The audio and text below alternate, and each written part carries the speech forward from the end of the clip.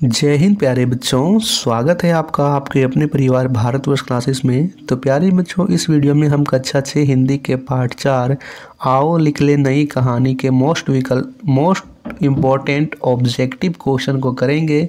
ये आपके weekly test, ऐसे 1, ऐसे 2, अर्धवार्षिक परीक्षा और फाइनल एग्जाम के लिए भी मोस्ट इम्पॉर्टेंट है। तो जल्दी से इस वीडियो को लाइक कर देंगे, शेयर करेंगे अपने दोस्तों को, और यदि आप भारतवर्ष क्लासेस पर नए हैं तो सब्सक्राइब जरूर कीजिएगा।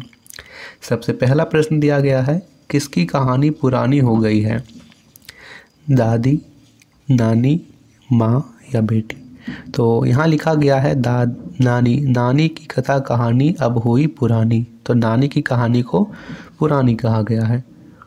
दूसरा है, किसके युग की नई कहानी लिखने को कहा गया है? बेटी, बेटा, पिता या माता? तो बेटी युग की नई कहानी को लिखने को कहा गया है, जिसमें सभी को समान अधिकार मिले, बेटा हो या बेटी हो। तीसरा प्रश्न है, हमारे इरादे कैसे होने चाहिए? फौलादी, ईर्ष्यालु, ठगी या इनमें से कोई नहीं? तो हमारे इरादे फौलादी होने चाहिए, ये विकल्प सही उत्तर होगा। चौथा प्रश्न है, शिक्षित आधी शिक्षा बेटा, बेटी, पापा या इनमें से कोई नहीं? तो बेटा शिक्षित, आधी शिक्षा, बेटी शिक्षित, संपूर्ण शिक्षा। तो बेटा को शिक्षित करेंगे तो आधी शिक्षा, यदि दोनों को पढ़ाएंगे, बेटा हो या बेटी हो, तो संपूर्ण शिक्षा कहलाएगी। पांचवा प्रश्न है, सबके हाथों में क्या होगी? तलवार, मोबाइल, किताबें या इनमें से कोई नहीं? तो सबके हाथों में किताबें होगी, सी विकल्प सही उत्तर है।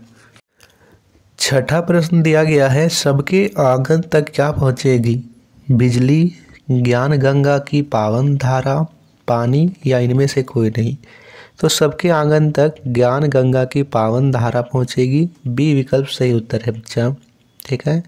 सातवां प्रश्न दिया गया है, बेटी युग कौन सा पर्व है? सम्मान पर्व, ज्ञान पर्व, पुण्य पर्व या इनमें से सभी? तो बच्चा यहाँ पे सही विकल्प है इनमें से सभी। सम्मान पर्व, ज्ञान पर्व और पुण्य पर्व, ये तीनों बेटी युग है। भारत को क्या कहा जाता था? चांदी की चिड़िया, लोहे की चिड़िया, सोने की चिड़िया या इनमें से कोई नहीं? तो बच्चा सही उत्तर होगा सी, सोने की चिड़िया। भारत को सोने की चिड़िया कहा जाता था, सी विकल्प सही है।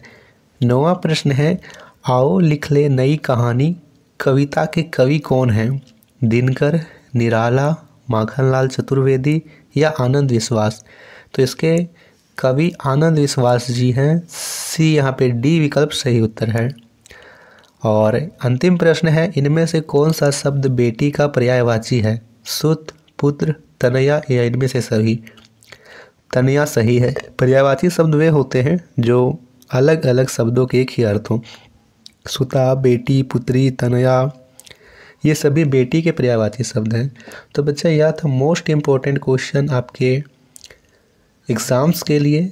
आप ज़रूर इस वीडियो को लाइक कीजिए, शेयर कीजिए, और भारतवर्ष क्लासेस पर नए हो तो सब्सक्राइब जरूर कीजिए। थैंक यू बच्चा।